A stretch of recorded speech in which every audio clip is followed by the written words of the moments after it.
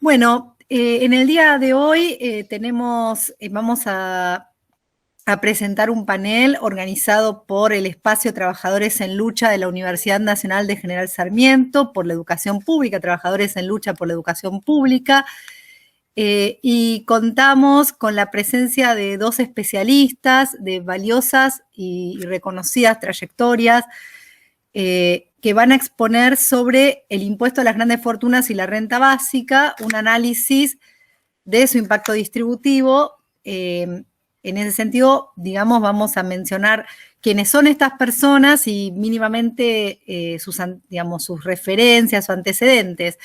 Se trata de Pablo Míguez, docente, investigador, economista, docente investigador de la Universidad Nacional de General Sarmiento y de la Universidad Nacional de San Martín.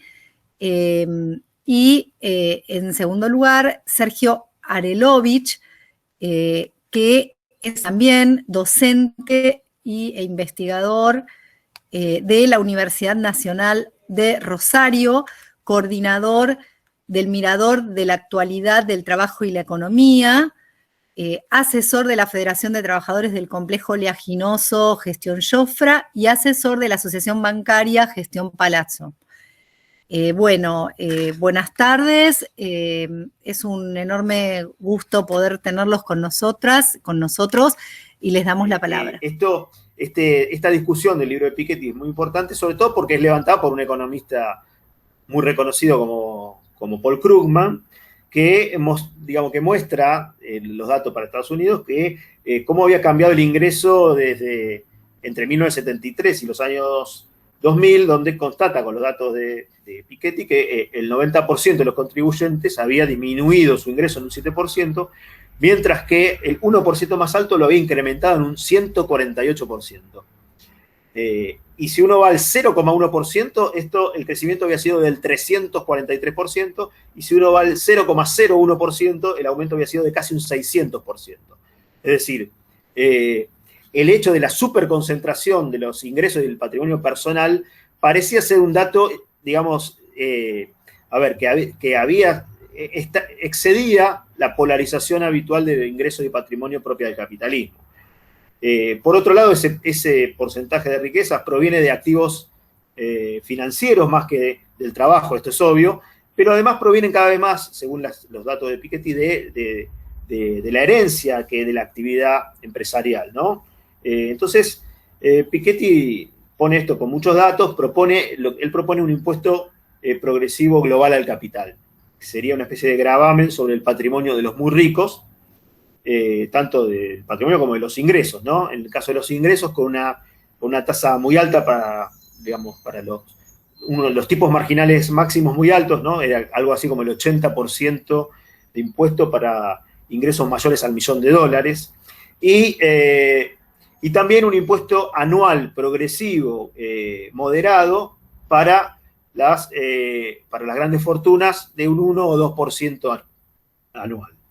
Entonces, esta es un poco el origen de la discusión de las grandes fortunas, que, ya tienen sus años, ¿no? Entonces, el tema de la renta básica es ya algo que, tiene otros fundamentos. Hay propuestas más de derecha y más de izquierda, ¿no? O sea, y entonces, bueno, existen distintas versiones de lo que es o debería ser una renta básica, dos opciones desde muy liberales hasta de izquierda más radical, y muchas opciones intermedias. Por ejemplo, uno podría decir que hay una versión incluso neoliberal, ¿no? Es un ingreso mínimo de subsistencia condicionado. Ya existía antecedentes en el llamado impuesto negativo sostenido por Milton Friedman, ¿no? Una indemnización compensatoria para los que tienen un trabajo que sería un ingreso complementario a un ingreso insuficiente, ¿no? O sea, que, por cierto, excluiría a los desempleados voluntarios que prefieren el ocio al trabajo, pero reforzaría también la constricción al trabajo, la obligación de trabajar. Se presentaba más bien como una medida a favor de los excluidos de la nueva economía, a los trabajadores poco calificados, que en realidad era un subsidio al trabajo, más bien, para reducir los costos directos del capitalista. Y además se trata de una transferencia única que debía, digamos, potencialmente reemplazar de forma gradual otros servicios del Estado de Bienestar.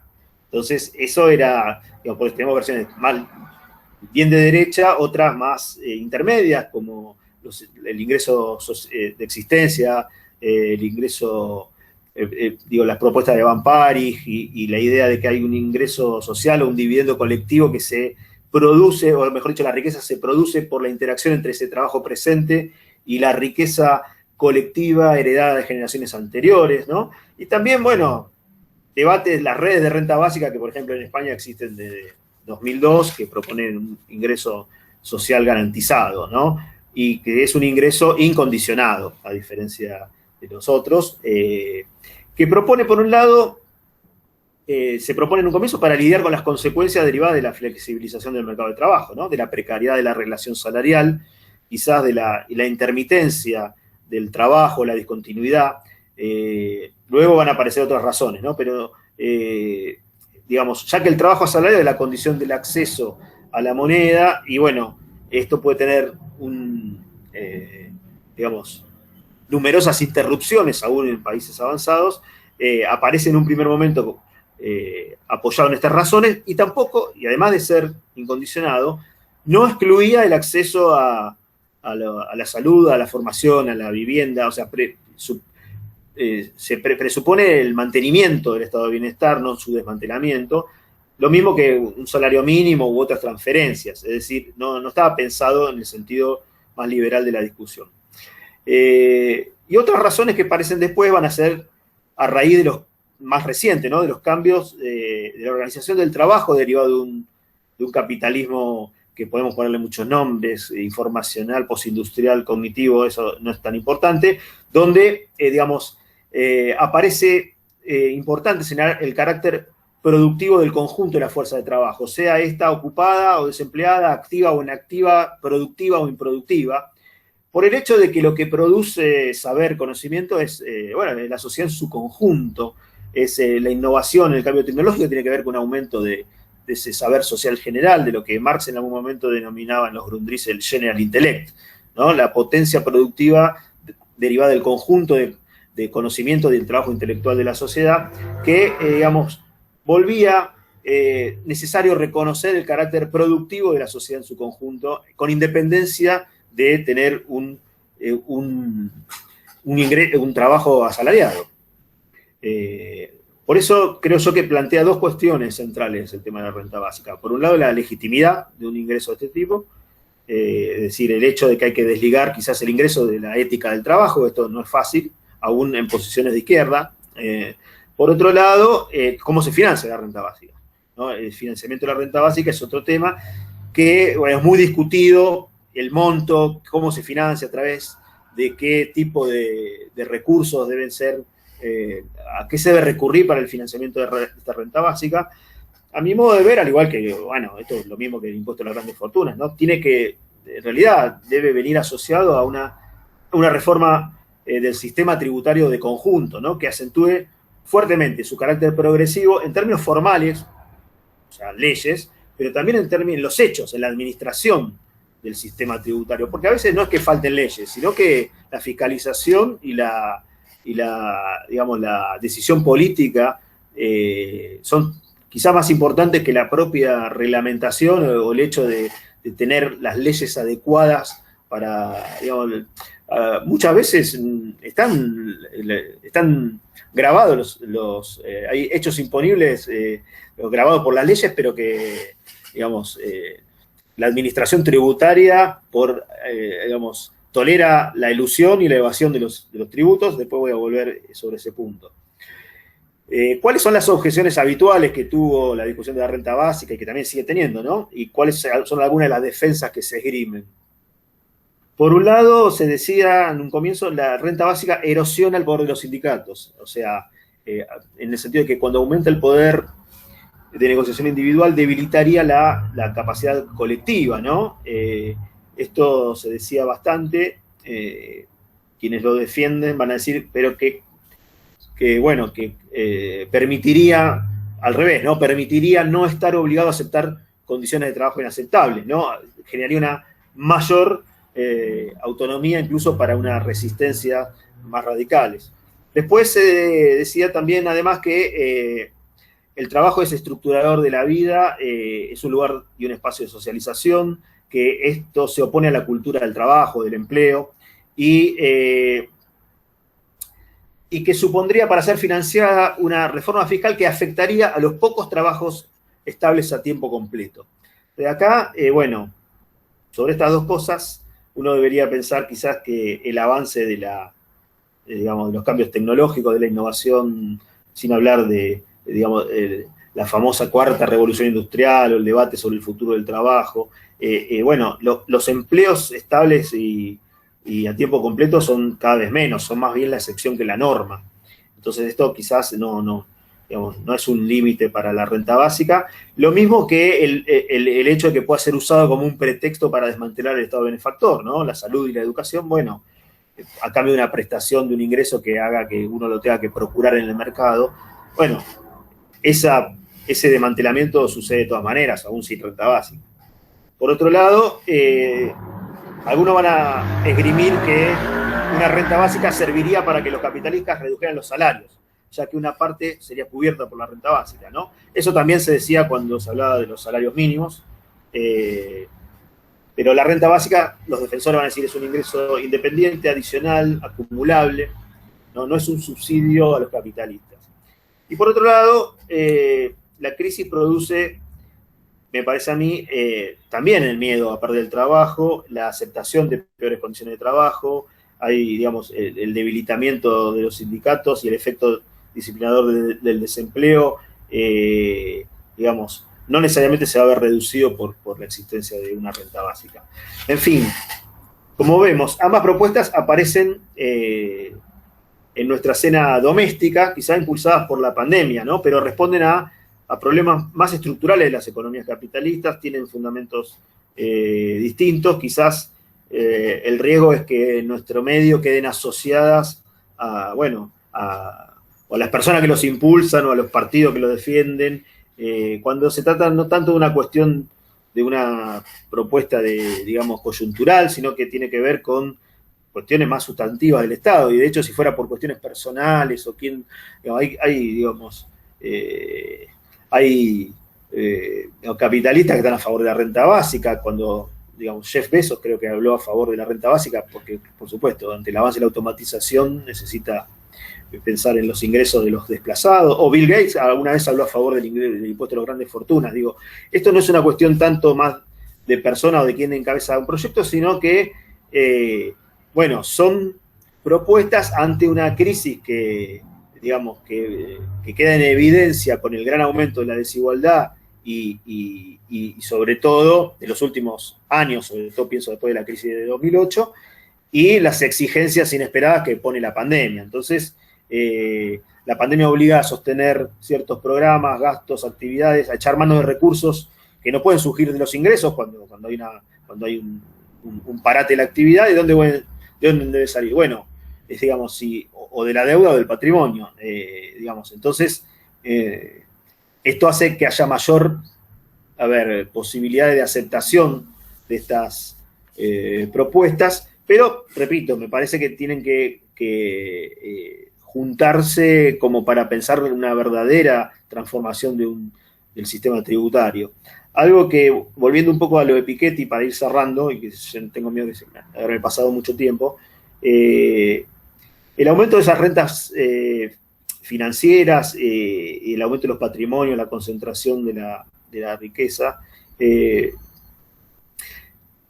son tenencias de activos generalmente financieros que se mantienen muchos en paraísos fiscales, o sea, al margen de los estados de origen de los capitalistas de esos estados. Es decir, Piketty también tiene un colaborador, creo que se llama Gabriel Zuckman, que había escrito un libro, por ahí lo tenía, La riqueza escondida de las naciones, ¿no? Explica cómo funcionan los paraísos fiscales, muestran los circuitos de la evasión, incluso calcula el costo de la evasión, para proponer también medidas similares, no un impuesto a las grandes fortunas, pero aranceles a los paraísos fiscales, por las pérdidas producidas por el secreto bancario, crear un registro financiero mundial, crear un impuesto global sobre el capital, esto que también en su momento aparecía, por ejemplo, en las propuestas de la tasa Tobin. Pero bueno, no es un tema menor el hecho de los paraísos fiscales, sobre todo en países como Argentina, que digamos, está entre los países de mayor riqueza offshore del mundo. No sé si no está entre los 5 países de mayor riqueza offshore del mundo, donde, digamos, en el 2016 se puso un blanqueo que, digamos, que fue gratis, que no tenía que repatriar los fondos, y de todas maneras no fueron declarados estos activos en el exterior. Activos en el exterior que según el INDEC llegan a 350.000 millones de dólares, por ahí, algo así como el 70% del PBI, incluso creo que el CEFIDAR lo daba un número más alto. Entonces, digamos, bueno, en ese contexto es que el problema de un impuesto a las grandes fortunas en nuestro medio tiene un impacto también político y digamos, más fuerte, ¿no? Cuando vos tenés este problema de fuga de capitales y de tener todos los activos en el exterior, que no es que no existan fuga de capital en los países desarrollados, pero no representan esta proporción tan grande del PBI, no son tan condicionantes del régimen de acumulación. Y bueno, entonces, retomando un poco lo que decía al principio, aparecen estas opciones que un poco quizá desconectada de la forma en que surgen en los países centrales, y bueno, y generalmente las posiciones respecto de estas medidas refieren, por un lado, a los problemas de la crisis general del sistema de reproducción del capitalismo, que esto va a estar influido sobre todo por el debate de la crisis post-2008 y más todavía por la crisis, el impulso que recibe de la crisis del COVID, pero no es lo mismo que la crisis fiscal del Estado, que es anterior, tampoco de la crisis que da origen a la propuesta de la renta básica. Esto es un poco cosas que quería traer acá para discutir, más que meterme con el proyecto particular de Argentina del impuesto o con las discusiones que hay también, que se dieron mucho este año sobre la renta básica a partir de las necesidades derivadas de ingresos garantizados por la pandemia. Bueno, me parecía que digamos, con la consigna que me dieron del impuesto a las grandes fortunas y la renta básica, aportar un poco de dónde vienen estas discusiones en unos 20 minutos, era algo que me podía parecer interesante. Bueno, entonces ahora, dicho esto, le damos la palabra a Sergio para que pueda exponer con tranquilidad. Gracias, Sergio. Bueno, nuevamente gracias a todas y a todos, y gracias por la invitación, y la verdad que es una muy buena iniciativa para discutir en más de una oportunidad, porque toca temas centrales que tienen que ver con la historia, pero sobre todo con el presente del capitalismo del siglo XXI. Yo, para arrancar, podría decir que, bueno, tengo la facilidad de que en forma previa Pablo hizo un punteo muy completo de un conjunto de cosas que me van a liberar de entrar, y solamente voy a actuar como comentarista, en todo caso, o como amplificador de algunos puntos, y plantearía dos líneas de provocación, si así se me permite. La primera con respecto a las grandes fortunas, o a toda modificación impositiva que pretenda ser de naturaleza progresiva.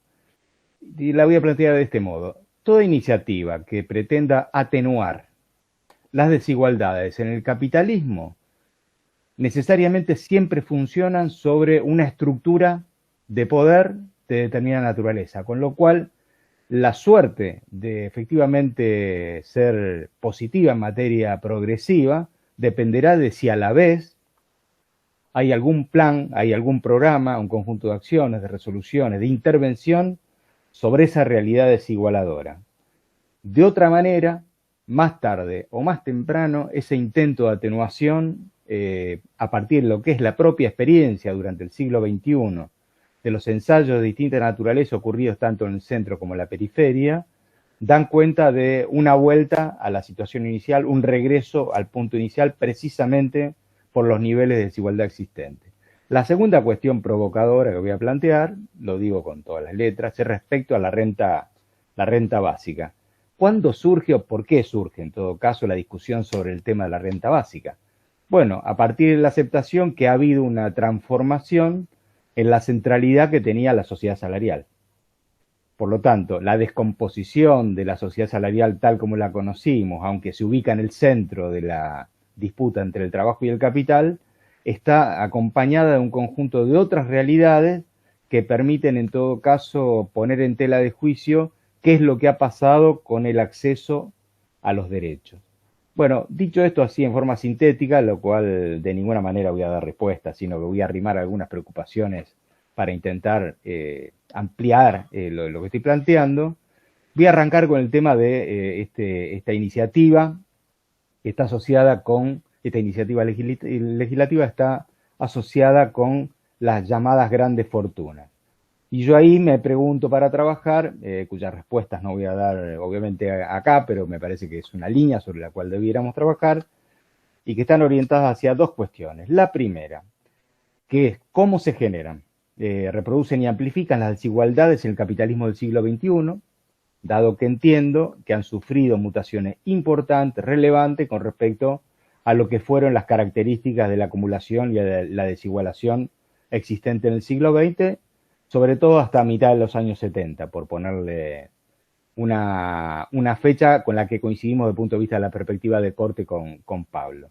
La segunda son las dimensiones de las desigualdades, pues las desigualdades no solamente están asociadas con ingresos y tenencias o propiedades o participaciones, sino que las desigualdades además atraviesan, lo que yo entiendo, constituyen las características generales centrales de lo que caracterizó al capitalismo de entrada.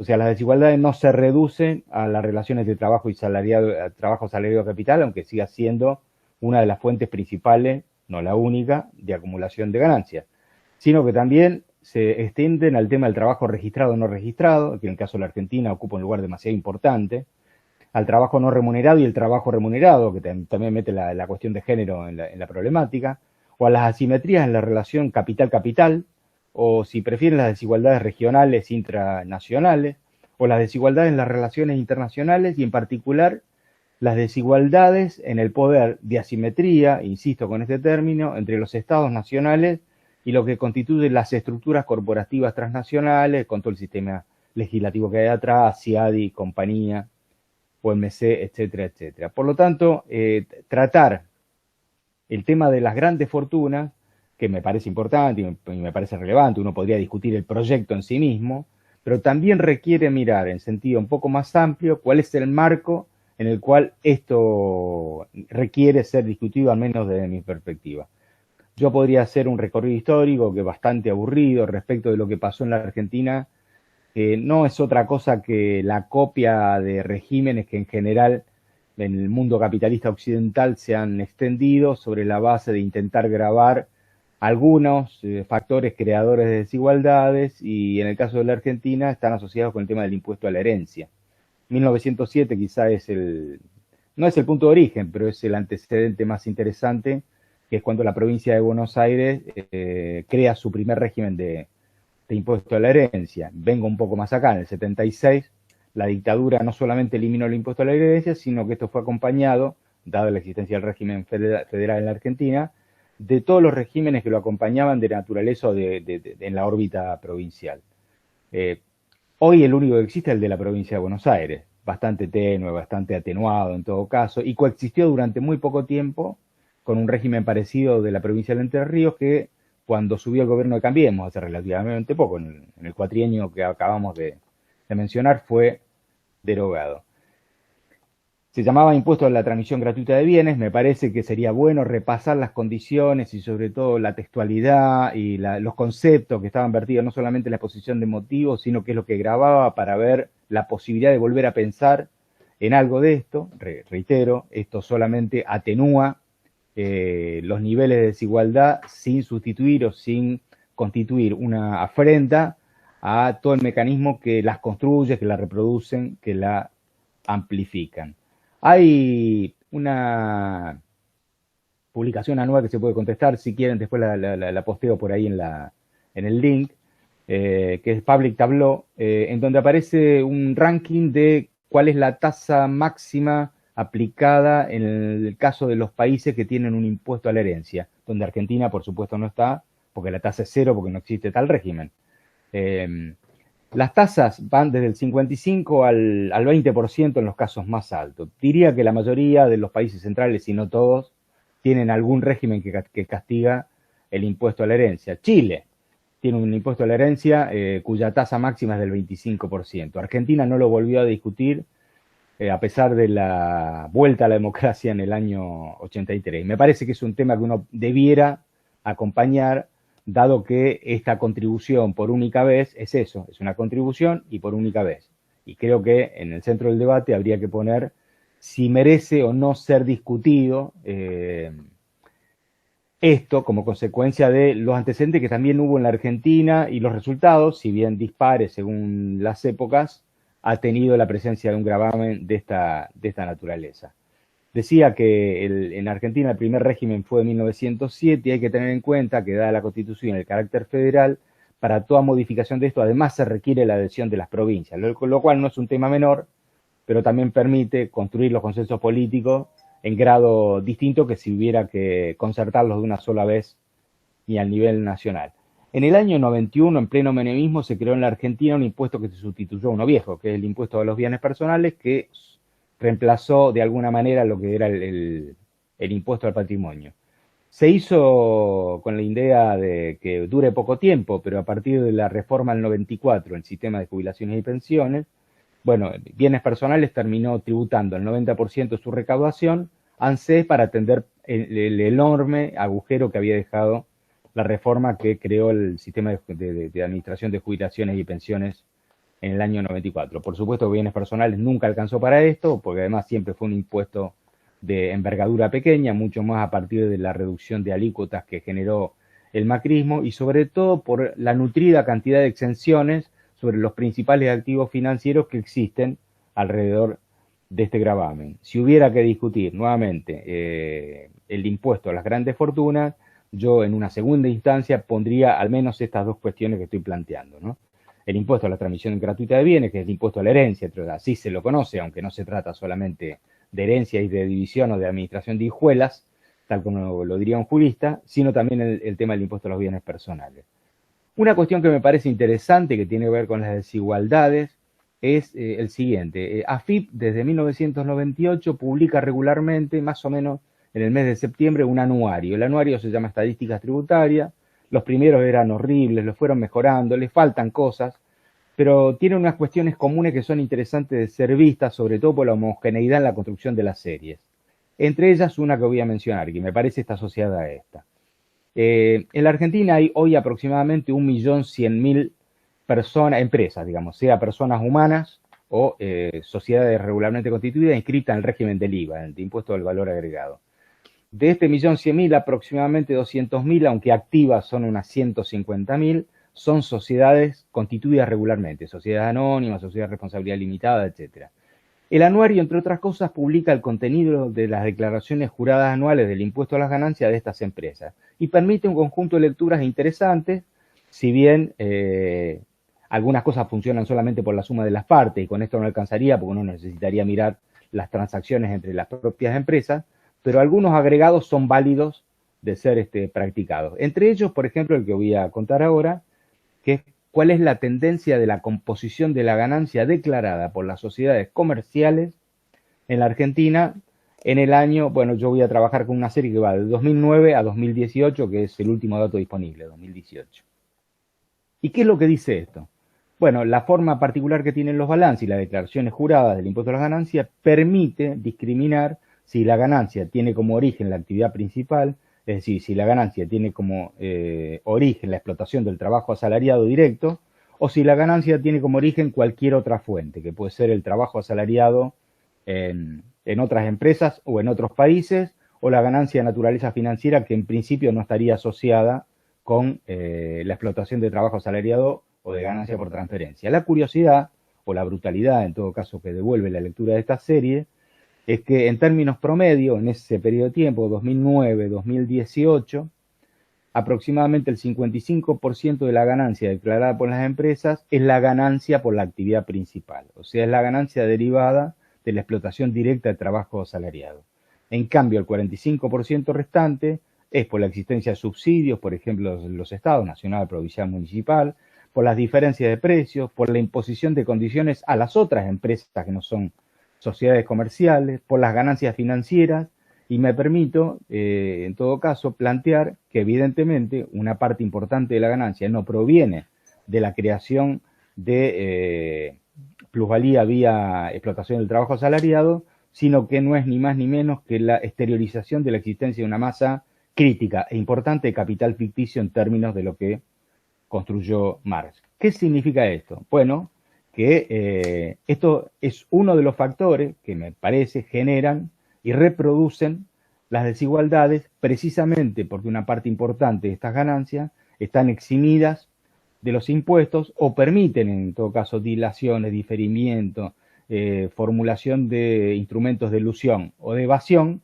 que entre otras cosas está asociado con lo que planteaba Pablo sobre la existencia de la offshoreización creciente a nivel planetario en la Argentina también, por lo menos de la élite empresaria en la Argentina.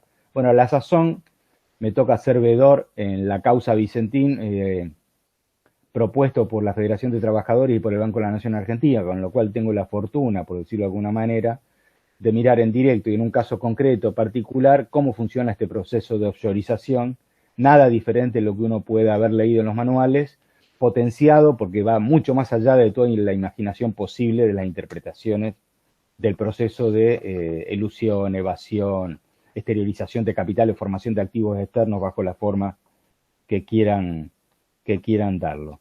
Con relación a la renta básica, para no hacerla muy lunga, en todo caso dejar abierta la posibilidad. Yo planteaba una primera provocación, que es que la discusión sobre la renta básica aparece en el momento en que empieza a perder peso la sociedad salarial, o en todo caso la centralidad de la relación capital-trabajo, por supuesto excluyente a los fines de explicar el funcionamiento del capitalismo, pero también explicable o en todo caso explicatoria de solo una parte del proceso de acumulación de capital, fruto de la relevancia que tiene el capital ficticio antes mencionado. Y quizá una cuestión preliminar que yo plantearía es la siguiente, con respecto al tema de la renta básica. La renta básica reivindica el derecho de acceso a un ingreso, que permita mediante este ingreso acceder a bienes y servicios que se constituyen los límites mínimos del respeto por la condición humana, si así se lo quisiera plantear.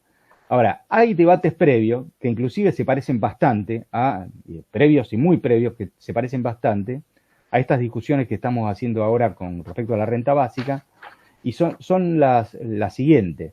En el texto de Karl Polanyi sobre la gran transformación, que seguramente todos leyeron, hay una sección en la que Polanyi la dedica a la llamada ley de Spinkamland.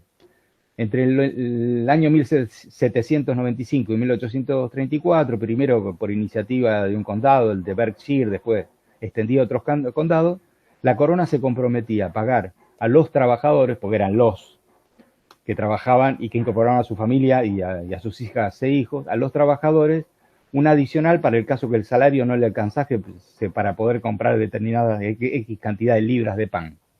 Esta ley, que era una ley se financiaba con la ley de pobres, o sea, la financiación provenía del capital privado, si así se lo prefiere mencionar, pero es una ley que en Occidente es uno de los antecedentes más duros respecto de una discusión que es permanente en el capitalismo, que está presente en los autores clásicos y sigue presente hoy. Si el salario lo tiene que determinar el mercado o si el salario lo tiene que determinar las necesidades. Y esta discusión tomó cuerpo importante en las largas peleas y luchas de la clase trabajadora entre el siglo XIX, el siglo XX y lo que va del siglo XXI, y ha formado parte de la construcción de derechos, al menos en materia enunciativa, en la mayoría de los cuerpos constitucionales del mundo. Si bien todos los conocemos, me parece que siempre es bueno recordarlo. En el caso de la Argentina tenemos el decreto de Perón, publicado en el Boletín Oficial el 20 de diciembre del 45, que es el decreto 33.302, que crea el salario mínimo vital, que después forma parte del cuerpo constitucional en la reforma del 57 del artículo 14 bis, que después se transforma en la ley Centeno en el 74, a partir de la ley 2744 todavía vigente, aunque medio destruida por la reforma del menemismo, complementada en algunas cosas, anulada en otras por la 24013, que es la ley de empleo, y que pone en el centro esta discusión de si el salario lo tienen que determinar las necesidades o el salario tiene que estar determinado por el mercado. Y la conclusión, desde el punto de vista normativo en la Argentina, es la segunda, que la primera, digo, la tienen que determinar las necesidades y no el mercado. Y para eso, en la 24013, el artículo 135, en su inciso C, dice que el Consejo del Salario, que es el Consejo de Representación Tripartita, empresarios, Estado, trabajadores, tiene que aprobar una metodología para calcular a cuánto asciende la canasta de bienes que responden al enunciado de los derechos presentes en la Constitución y en la Ley de Contrato de Trabajo. Bueno, desde que existe esa ley, ese Consejo del Salario nunca aprobó ninguna metodología, a pesar de que uno lo puede ver en las publicaciones de INDEC, en la publicación de la Dirección de Estadística de la Ciudad de Buenos Aires, al ensayar cuánto mide una canasta, montos que están muy alejados del valor legal del salario mínimo vital y móvil, que sería el reconocimiento de la renta básica solamente para terminar y para dejar abierto esto. Me parece que en el caso particular de la Argentina, una de las cuestiones claves que siempre se ha ocupado un lugar central, ¿no? desde finales de los años 80 en adelante, este invento del Banco Mundial de pensar en que hay que construir una canasta de pobreza, que en el caso de la Argentina adquiere las formas de canasta básica alimentaria y canasta básica total. La canasta básica alimentaria, el límite que definiría la existencia o no indigencia, la canasta básica total, la que separaría la pobreza de lo que no lo es. Yo quiero recordar que en la actualidad, y más o menos la canasta básica alimentaria está constituida por alrededor de 40 bienes consumibles que son alimentos, mucho más de la mitad de esto para ser consumidos necesitan alguna fuente de energía. Esta fuente de energía se supone viene otorgada por derecho divino porque no está incluida dentro de la canasta básica alimentaria. Entonces, me parece que una de las cosas a discutir es si este concepto de canasta básica alimentaria y canasta básica total deben seguir siendo sostenidos o deben ser enterrados y volver a discutir lo que el enunciado del 14 bis sostiene, pensado ya no solamente para las y los trabajadores que entregan su fuerza de trabajo a cambio de un salario, sino al conjunto de los ingresos, bajo la forma que, por ejemplo, señala Antúnez, ya no se circunscriben a la clase trabajadora, sino a la clase que vive del trabajo. Bueno, para debatir más, están presentados los problemas, corto acá para no hacerla muy lunga y cortar a las 7 y abrir la posibilidad de... Excelente, muchísimas gracias, Sergio. Vamos a abrir entonces el debate. Le voy a dar la palabra acá, estoy viendo, creo que veo a casi todas las personas que están aquí, pero no estoy del todo segura. Cualquier cosa, si no, me ponen un cartelito en el chat, por favor. Bueno, le damos la palabra a Noemí Giosa, una especialista con la que contamos hoy en la materia. ¿Qué haces, Karina? ¿Cómo estás, Noemí? Para quebrar un poco tanta formalidad. Bueno, hola, buenas tardes. La verdad que muy buenas las exposiciones, muy estructuradas con los puntos interesantes e importantes. Yo quería hacer un comentario con respecto al tema de la renta básica. Hay distintos estudios, una que a mí me parece que se vino a discutir en la Argentina la renta básica en estos momentos porque apareció la discusión en el mundo.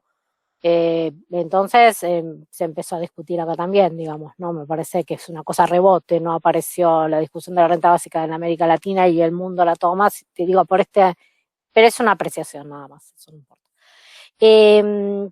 Yo estuve asistiendo a varios webinars donde se discutía el tema del ingreso, como es que lo dijo Arroyo, lo llamó ingreso universal, ¿no? Que donde se empezó a confundir todo el tema del concepto original de renta básica con lo que empezó a hablar Arroyo, que sí, el ingreso universal, y ¿no? O sea, yo no se terminaba de entender si si era algo pensado, que le fuera a favorecer o no, porque ese nivel de confusión no se entendía. Pero bueno, digo, en todos estos hubo distintos exponentes, del lado, digamos, de Roy, del lado de como asesor de Levita, del lado de Itaí, como asesor de Grabois, el equipo del Germani, que no me acuerdo en este momento cómo se llama, porque me agarré amnesia, pero el mismo que está en la UCA, ¿cómo se llama? Karina, el sociólogo. No sé, te escucho. Agustín Salvia. Salvia, bueno, y ahí, ¿no? Y hasta Dualde. Bueno, también yo soy parte del CIEP, Corina Rodríguez Enríquez, a Rubén Logüero también lo han invitado alguna vez, poco lo han invitado a Rubén Logüero, pero lo han invitado, con las distintas perspectivas. Y hasta la vez pasada, con esto del tema de la economía popular y la propuesta que salió del ingreso del Plan de Desarrollo Humano Integral, que estuvo también Roy, y tuvo Corina también, hay un tema que más allá de todo lo que irrita o incomoda de la renta básica, ¿no? Que el trabajo ordena, pero justamente el tema es que no hay trabajo, bueno, pero bueno, pero vamos a poner plata para crear trabajo, pero bueno, el debate que no tiene sentido, porque sinceramente, entonces, ¿qué pasa? No se crea un puesto de trabajo porque no se pone plata, bueno, que se dice que se van a crear 4.200.000 de puestos de trabajo que están estimados a partir de los que ya están, de los mismos que están creados, porque agarraron la EPH y no, son discusiones que no se entienden. Pero lo que quiero rescatar es la cuestión de la iglesia.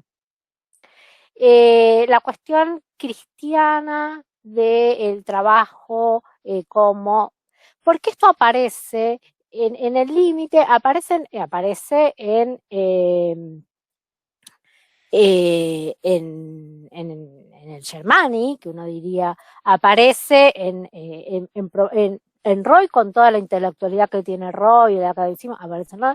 Aparece, por supuesto, la propuesta esta de el que hace el conjunto de organizaciones sociales y algunos sindicatos, que se llamó Plan de Desarrollo Humano, etcétera. Aparece, es la propuesta techo, trabajo del Papa Francisco. Esto del trabajo, ¿no? Como el esfuerzo, y porque es una traba que no está dentro, digamos, de cuando uno se dice, bueno, la renta básica está cuestionado por esto y por el otro, como ha surgido en Europa, no aparece este condimento, ¿no? Que porque en definitiva es, bueno, la renta básica cuestiona el trabajo como ordenador, como bla, bla, bla, etcétera, ¿no? Entonces, ya me parece que es un elemento que, por lo menos en nuestros países, o al menos en nuestro país, debiéramos incorporarlo, porque está influyendo más de lo que me parece que uno pensaría, ¿no? ¿Por qué tanta cuestión de que va en contra de la ética del trabajo? Bueno, pero además de la ética del trabajo, hay por detrás, me parece, una cuestión religiosa, una influencia de la cuestión religiosa. Bueno, eso quería comentar. Bueno, no, y que la verdad que la renta básica, desde ya que requiere, como el impuesto a las grandes fortunas o los impuestos que sean, una reforma tributaria, porque además un cuestionamiento que me parece que por ahí no lo mencionaron, a la renta básica es, bueno, pero ¿por qué se le va a pagar a los ricos? ¿O por qué se le va a pagar a los que tienen? Bueno, entonces siempre las propuestas nunca se terminan de reproducir de forma total, y el tema es que la propuesta es con una reforma tributaria donde a determinado nivel de ingreso se le cargue lo que cobró, ¿no? Y que la renta básica, además, como política social, plantea la universalización, porque es que todos y todas pasemos por la misma ventanilla, cobremos lo que cobremos, la manera de universalizar algo para que se deje de estigmatizar, ¿no? Entonces, bueno. Y la otra manera de estigmatizar la renta básica, que lo hace el sociólogo, que hoy no me acuerdo, Karina, cómo se llama, es asociarlo con la propuesta de la derecha, ¿no? No veo por qué seleccionar esa propuesta para cuestionar a la renta básica, cuando tampoco me parece a mí que en Argentina haya sido lo que más fue difundida, ¿no? La idea de la renta básica. Bueno, nada, eso era. Bueno, le damos la palabra a Pablo. Sí, aprovecho el comentario, sobre todo porque no me puedo quedar tantísimo tiempo y quería ampliar un poco las observaciones de Noemí, que es cierto, efectivamente, que acá en la discusión local aparece conectada al trabajo y a la, bueno, a la idea, que no es así en Europa. O sea, en Europa no hay, digamos, al contrario, supone la renta la posibilidad de no tener la vida atada a la tenencia de un trabajo asalariado. Acá está planteado de otra manera, está planteado que en sí no es la propuesta de la renta básica. O sea, y bueno, el elemento religioso desde la idea de trabajarás el pan, te ganarás el pan con el sudor de tu frente, o que el trabajo dignifica, o esas expresiones de que la idea de que la integración social, la estructuración de la experiencia social tiene que ver con el trabajo, es algo que es muy difícil de desmontar, porque es la relación social central del capitalismo.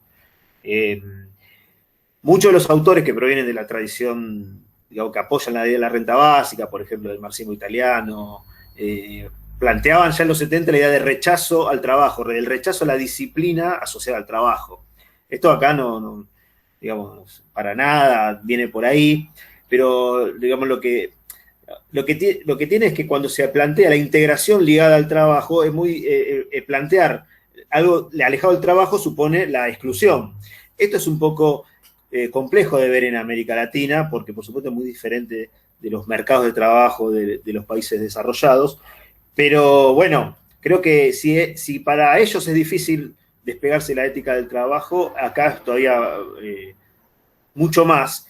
Sobre todo, a mí me preocupa cuando, digamos, es cada vez muy difícil cumplir con esas promesas de pleno empleo y de integración social por la vía del trabajo asalariado, y que hay que pensar seriamente otras vías de integración social que no tengan que ver con la posibilidad de contar con un trabajo, o sea, por muchas razones, y no solo por la flexibilidad laboral, también en su momento la idea del desempleo tecnológico era algo, bueno, pero esto es muy marginal, pero bueno, los procesos de automatización y las digamos, muchos, ¿no? Robotización, plataformización, hay un montón de procesos que realmente, digamos, aún aquellos que lo ponían como algo que no era tan grave y que el efecto neto no era tan importante, bueno, cada vez se lo preguntan más. Entonces, ¿hasta dónde uno puede tener como aspiración a esa, digamos, a ese pleno empleo tan del capitalismo industrial fordista? Es un poco difícil, también es muy difícil imaginar, digamos, cómo sería un arreglo institucional y social, digamos, post-industrial. Pero lo cierto es que reeditar todo eso es más complicado, me parece a mí, es más difícil de ver que forzar de alguna manera un cambio, digamos, sustantivo de las instituciones encargadas de alguna manera de garantizar la reproducción de la fuerza de trabajo. Entonces, y estas discusiones que mencionaba recién, también existían en Europa desde el comienzo, ¿no? O sea, yo viví en España ya por el 2004 y se discutía muchísimo estas cosas, ya de unos años antes, y la misma cuestión aparecía, ¿por qué la recibirían los ricos? También aparecía que, a ver, es cierto que, digamos, quizás no correspondería, también aparecía la idea de que cuánto es el aporte de alguien que no, de un desocupado, ¿no? El carácter productivo de toda la fuerza de trabajo es algo que aparece ahí, digamos, acá, y piénsenlo con los planes sociales, ¿no? El hecho de que se supone que recibís un ingreso pero no trabajás. Bueno, ¿cómo no trabajo? O sea, eso es un poco difícil de desmontar, me parece a mí, y bueno, por lo pronto es cierto que digamos, a raíz me parece a mí que la pandemia, al tener que imponer un ingreso de emergencia, un ingreso, digamos, por la fuerza, incluso ingresos para pagar los salarios digamos, de las empresas de los capitales, o sea, el ATP, eso no hubiera estado en la imaginación de nadie, creo yo, como algo que un Estado periférico se podía dar el lujo de hacer. Bueno, así también aparece lo de la renta básica. No sé hasta dónde va a prosperar la discusión y qué camino va a tomar. En Europa, donde aparece, la discusión por ahí pasa por el monto y cómo se financia, y no tanto por la legitimidad. Acá todavía estamos discutiendo la legitimidad, y ni hablar de la forma de financiarlo. Eso, digamos, casi es algo, digamos, a ver, casi como que no aparece en el horizonte de las discusiones, pero también por el hecho de que digamos, no parece legitimada la demanda. Así que eso quería, digamos, comentar sobre, respaldando un poco lo que comentaba Noemí. Y bueno, voy a estar conectado, pero disculpen si en algún momento tengo que dejarlos de obligaciones laborales justamente. Bueno, Sergio, ¿vos querés agregar algo más? Sí, dos o tres cositas. Primero, remarcar eso que yo planteé quizá con poco énfasis cuando arranqué mi charla, que la renta básica lo que reivindica es el derecho a un ingreso en cuya virtud el beneficiario o la beneficiaria puede acceder a la adquisición de bienes y servicios. Y creo que esto no elimina ni sustituye el elemento fuerte mercantilización que hay. Por eso yo insisto que en lugar de esto, sugiero, recomiendo, provoco, planteo, que discutamos el derecho de acceso, no el derecho a un ingreso. Porque el derecho a un ingreso no genera ni homologa el derecho de acceso, teniendo oligopolizada la provisión de los bienes y servicios que se supone permiten tener una vida digna, que fue parte de los problemas que aparecieron con gran fuerza a medida que se desarrollaron el conjunto de programas sociales, no solamente en la emergencia de la pandemia, sino cuando apareció la AUH. Y porque además me parece que esto abre la necesidad de otra discusión, que es el tema de la privatización fáctica, implícita, sobre la cual no discutimos, que tienen un conjunto de cosas que estimamos parecen ser públicas, se trate de las estatales o de las no estatales. Por ejemplo, en el sistema de salud.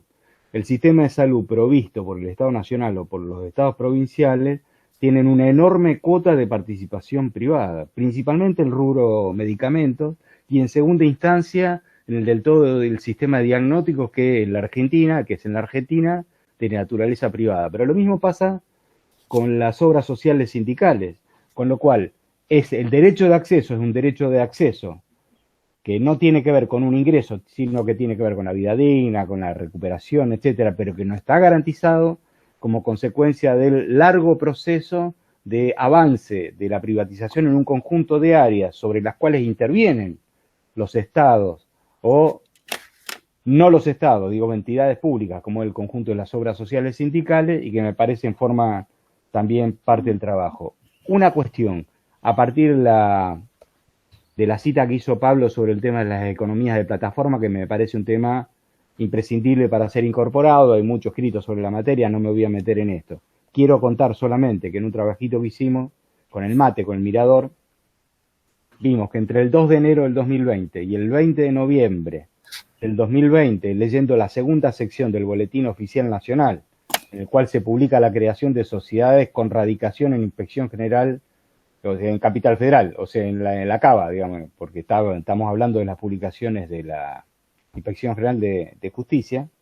En ese periodo detectamos la creación de 481 empresas en cuyo objeto social se encuentra la prestación de un conjunto de actividades que son eminentemente de naturaleza bancaria, pero que en todos los casos, en el 100% de los casos, explícitamente en el objeto, enuncia el estatuto de creación que no están bajo la ley o bando militar, más precisamente 21526, que es el que regula el funcionamiento de las actividades bancarias.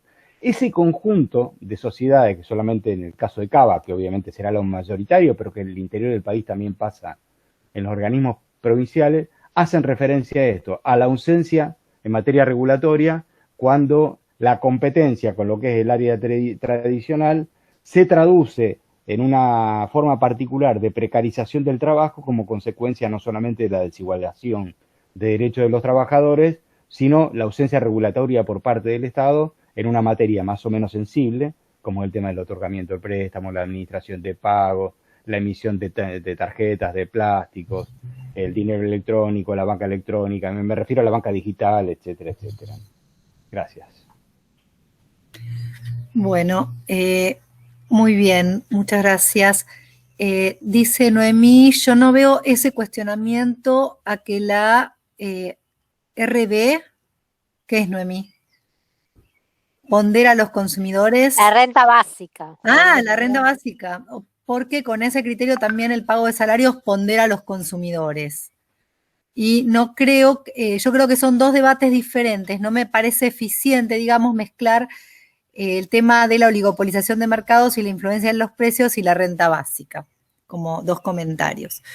Bueno, a mí me gustaría agregar una reflexión que me surge a partir de escucharla de Noemí, escucharlos a ustedes, escuchar la discusión y las exposiciones, que es primero destacar que, digamos, que este debate se inscribe en el marco de una oportunidad histórica que tiene el país de impulsar una reforma tributaria que es evidente que no está capitalizando del modo en el que sería deseable, dada la desigualdad distributiva tremenda que sufre este país y particularmente la situación de la clase trabajadora, ¿no? Por un lado, por eso, digamos, nos pareció relevante enfatizar en los problemas y en la complejidad de la cuestión de la reforma tributaria, las distintas alternativas, para empezar a instalar en la agenda de debates esta cuestión que no está suficientemente jerarquizada a la altura de la gravedad que tiene la crisis y a la altura también de la oportunidad de modificar la distribución secundaria del ingreso por parte del Estado a partir de la cuestión tributaria. Esto por un lado. En segundo lugar, plantear también que quizás no hay tanta oposición entre los impuestos a las grandes fortunas y la implementación, aunque sea gradual, de una renta básica en la Argentina, que podrían plantearse también como políticas complementarias. Sin embargo, esto no está instalado en la agenda gubernamental en nuestros días, lo cual es una cuestión importante a destacar y particularmente grave. Luego, la necesidad insoslayable de revisar la regulación en relación con las guaridas fiscales, los tratados bilaterales de inversión, que bueno, que acá se mencionó que la Argentina es en realidad hoy creo que es el octavo país en cantidad de recursos en offshore, digamos, en guaridas fiscales, pero en muchos casos, amparados en los tratados bilaterales de inversión, las empresas se hacen autopréstamos, utilizan precios de transferencia y es muy difícil grabar las ganancias porque amparados en los tratados bilaterales, distribuyen los dividendos obviamente sin pasar por los mismos sistemas que pasan los ciudadanos y las ciudadanas que no están afectados por los tratados bilaterales de inversión. Entonces me parece que como que se requeriría discutir todo un entramado bastante complejo de regulaciones que es importante, me parece también traer a colación. Finalmente, la cuestión de la coparticipación que dice Pablo mencionó también me parece un aspecto sumamente relevante, considerando además la importancia que están teniendo los ingresos derivados de las rentas a la explotación de recursos naturales en muchas provincias, con el avance del extractivismo, que bueno, que también plantea la cuestión del rentismo y su centralidad en la economía argentina, cada vez con mayor importancia. Y yo agregaría también la importancia de pensar en una agenda futura de discusiones la cuestión de los impuestos verdes, ¿no? Considerando la necesidad de remediación ambiental que vamos a enfrentar, dada la contaminación de las aguas que experimentamos, la contaminación con arenas silíceas en el fracking, con cianuro en las zonas de la minería, digamos. Ahí tenemos también, además de los impuestos tradicionales, la necesidad de que las empresas se hagan cargo de los pasivos ambientales que están generando y que no están contemplados en los TBI. Bueno, dicho eso, por último me gustaría destacar la importancia que ya se planteaba en los años 90 y que tampoco está en discusión, de que los sindicatos se empiecen a vincular y actuar más globalmente, y las asociaciones de trabajadoras y trabajadores, que ya es una discusión que viene de los años 90, de cuando CTA planteaba, empezó a empoderarse frente a la CGT más tradicional, y sin embargo no se ha visto demasiado avance en la articulación de los sindicatos a escala global, y me parece que dada la situación actual de digitalización y de avance de la digitalización y de estas tecnologías de la comunicación se torna como, me parece, un aspecto importante en la lucha de los trabajadores y las trabajadoras. Bueno, simplemente mencionar algunas de estas inquietudes que me surgían de escuchar la discusión de ustedes y todas las valiosas ideas que trajeron, que obviamente vamos a ir retomando en otros foros posteriores. Y bueno, les devuelvo la palabra al que quiera, a la que quiera. Pablo, adelante. Sí. Bueno, primero quería acá contestar esa pregunta que aparece sobre cómo entran en análisis las dinámicas de la acumulación del capital de las actividades extractivas. Y bueno, es como creo que lo señalé, si este impuesto sirve para el reembolso o de deudas ilegítimas o para financiar este tipo de actividades, claro que estoy muy contrario a su espíritu y no sé si en el proyecto, creo que el proyecto no sé, no estoy seguro de que contemple eso. Sí había contemplado o por lo menos escuché que estaba contemplado una asignación específica a políticas públicas de vivienda, infraestructura, no sé, no tengo tan claro que sea para esos destinos, pero si así lo fuera, por supuesto, es contrario al espíritu y el hecho de, digamos, tener la legitimidad para agravar digamos, una manifestación de riqueza, también tiene que tener en cuenta el destino de la asignación que se va a hacer de ese monto, que tenga el sentido por el cual es legítimo digamos, esa apropiación de recursos. Entonces, sí, sería totalmente contrario. Y bueno, también los saludo, los quería también despedir más elegantemente porque, digamos, no me quería despedir así abruptamente y quería felicitarlos por la actividad, muy interesante de compartir con Sergio, con los comentarios de los compañeros, de Noemí y Karina, que es una amiga de años. Y bueno, agradecido por la invitación y esperemos tener otra oportunidad de vernos.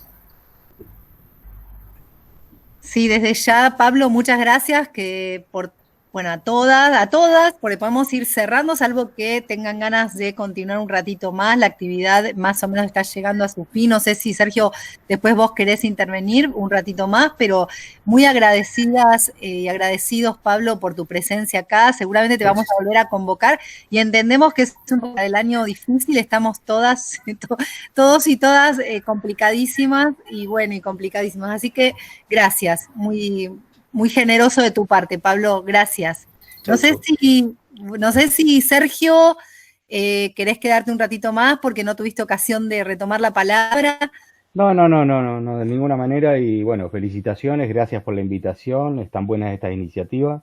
Y aunque estemos cansados del tipo de plataformas, me parece que han constituido y siguen constituyendo un recurso que nos permite acercarnos con mucha mayor facilidad que la organización de una actividad presencial. No la perdamos para algunos eventos. Sí, tal cual, coincidimos. Bueno, muchísimas gracias. Que estén muy bien.